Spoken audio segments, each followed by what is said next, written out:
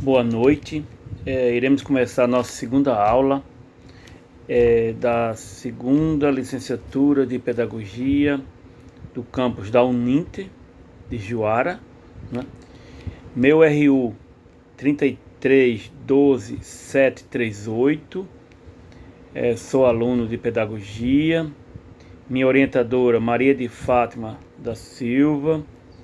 E a nossa segunda aula sobre coordenação visomotora, né, da educação infantil. No caso, o que iremos relacionar hoje, nessa segunda aula, sobre pintura. Só relembrando que a coordenação motora permite-nos realizar os mais diversos movimentos coordenados e pode ser classificados em duas formas: coordenação motora grossa e coordenação motora fina. Tá. Observamos que a capacidade que o corpo tem de desenvolver um movimento é chamada de coordenação motora. Tá. No caso, pular, correr, andar, saltar ou realizar tarefas que exijam maior habilidade, como segurar um lápis, bordar, desenhar, recortar. Tudo isso exige de nós coordenação motora. Na coordenação motora ocorre a participação de alguns sistemas do corpo humano, como no sistema muscular, né, que temos que utilizar esse sistema, no sistema esquelético e no sistema sensorial. Com a intenção desses sistemas, obtém-se reações e ações equilibradas. No caso, a velocidade e a agilidade em que a pessoa responde a certos estímulos medem a sua capacidade motora. Então, o que é observado é a velocidade e agilidade com que a pessoa responde. No caso, se estamos falando de crianças, então desde o início, lá na educação infantil, lá no pré-2, como essa aula está direcionada, né, podemos observar a velocidade e a agilidade com que a criança vai responder a certos estímulos. Vai medir, então, a sua capacidade visomotora. Tá? Podemos classificar a coordenação motora em duas maneiras: coordenação motora grossa e a coordenação motora fina. O que vem ser isso? Né? Então, já que foi falado aqui sobre visocoordenação motora, né? Coordenação visomotora grossa e coordenação visomotora fina, né? Também podemos dizer coordenação motora grossa e coordenação motora fina. Tá? O que quer dizer isso aí? Na coordenação visomotora grossa, verificamos o uso de grupos de músculos maiores, né? E o desenvolvimento de habilidades como correr, pular, chutar, subir e descer escadas, né, que podem ser desenvolvidas a partir de um plano sistemático de exercícios, no caso, nas atividades esportivas. Então, foi definido aqui o que é uma coordenação visomotora grossa, né, onde utilizamos grupos de músculos maiores, né, e o desenvolvimento de habilidades como correr, pular, chutar, subir e descer escadas, né? Porque muitas vezes que você fica observando, a criança ela tem essa dificuldade, tem a dificuldade de correr, de pular, de chutar, subir e também de descer ou subir escada, né? Que podem ser desenvolvidas a partir de um plano sistemático de exercício, né? No caso, foi falado aqui das atividades esportivas. Sempre tem aquele momento de atividades esportivas que muitas vezes as pessoas observam e falam assim, as crianças ficam brincando, as crianças não estão estudando, estão brincando.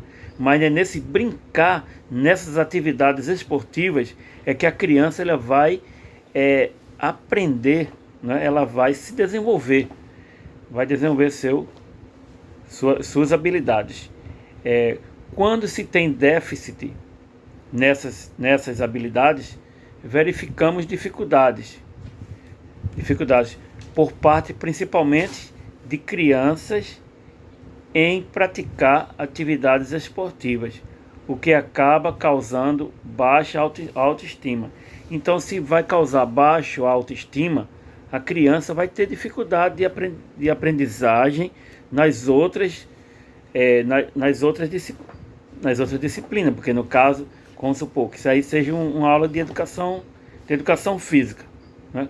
E no caso a criança fica ali retraída, ela não consegue interagir com as outras crianças, não consegue realizar essas práticas esportivas, essas atividades esportivas.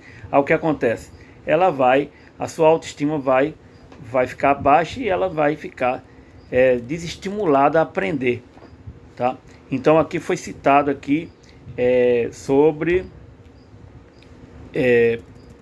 a coordenação visomotora grossa, né? Foi falado dessas atividades esportivas e agora vamos falar um pouco na coordenação visomotora fina, tá? Verificamos o uso de músculos pequenos, como as das mãos, os músculos das mãos e também dos pés, ao desenhar, pintar ou manusear pequenos objetos, né?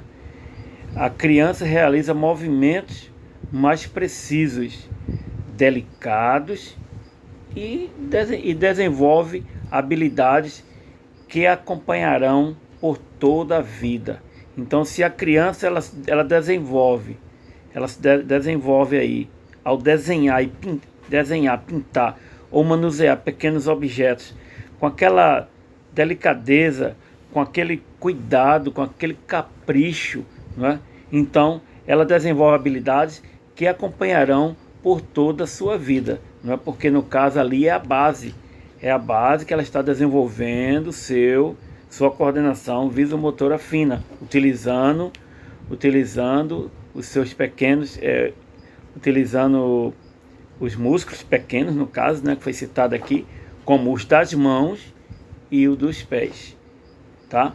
E no caso ela vai desenhar com muito cuidado, ela vai ser bem habilidosa em tudo que faz, minuciosa em pequenos detalhes. Isso aí acompanhará pela vida, para toda a vida no caso, tá? Tá. A criança e o desenvolvimento motor. A criança e o desenvolvimento motor. É possível observar a coordenação motora de um indivíduo desde pequeno, não é? Então, no caso, o professor que está ali mais próximo da criança, ele vai estar observando muito minucioso, não é? A coordenação motora de um indivíduo, da criança, desde pequeno.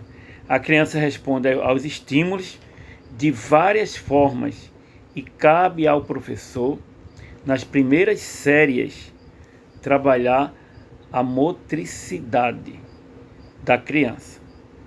Ao aprender a pintar dentro de espaços delimitados, a criança já começa a desenvolver sua coordenação. À medida que ela for sendo alfabetizada, aumentará sua capacidade motora. A gente observa o seguinte: nós como professores, já em sala de aula, fazendo essas atividades, observamos que tem crianças que elas são bem caprichosas, elas pintam delimitadamente ali dentro do espaço que é para ser pintado, e tem umas que já pintam de toda forma, de qualquer forma, né? A gente dá um desenho para que elas pintem, e muitas delas não têm aquele cuidado minucioso de estar fazendo as coisas tudo assim dentro das limitações. Tá, mas não é somente em crianças que se desenvolve a motricidade. Tá? Mas só como estamos falando de crianças, né? Então é interessante, né? É interessante nós nos aperfeiçoarmos para estarmos analisando desde o início, porque é a base da aprendizagem, né? E é através disso aí que a criança vai levar para o resto da vida. Então, só relembrando aqui de coordenação motora, coordenação visomotora grossa, que no caso verificamos o uso de grupos de músculos, né? No caso músculos maiores, e o desenvolvimento de habilidades como correr, pular, chutar, subir ou descer escada. E nesse caso aí iremos observar nas atividades esportivas. Isso aí também ela vai influenciar diretamente na autoestima da criança, né? Se ela vai ficar com autoestima ou com a autoestima lá em cima ou com a autoestima lá embaixo, né? Isso aí vai interferir na sua aprendizagem. E a coordenação visomotora fina, né? No caso, verificamos o uso de pequenos músculos, né? No caso, ao desenhar, pintar e manusear pequenos objetos. Então, através da pintura, nós podemos observar também o desenvolvimento da criança, né? Podemos observar o interesse pela aprendizagem, a dedicação, não é? Podemos observar se a criança tem algum déficit de aprendizagem, né? Através da pintura nós também podemos observar isso aí, né? Porque é através da pintura que ela manuseia os pequenos objetos também, né? E o desenvolvimento visomotor, né? Como já foi falado aqui, é possível observar desde o indivíduo pequeno, né? Da coordenação visomotora. Então essa foi a segunda aula nossa sobre coordenação visomotora, né? E o tema foi sobre pintura, né? Onde utilizamos os pequenos músculos para que possamos observar o desenvolvimento e aprendizagem das crianças, que é possível observar desde o início desses estudos, né, com a educação infantil, né? Muito obrigado pela atenção e vamos depois para a terceira aula.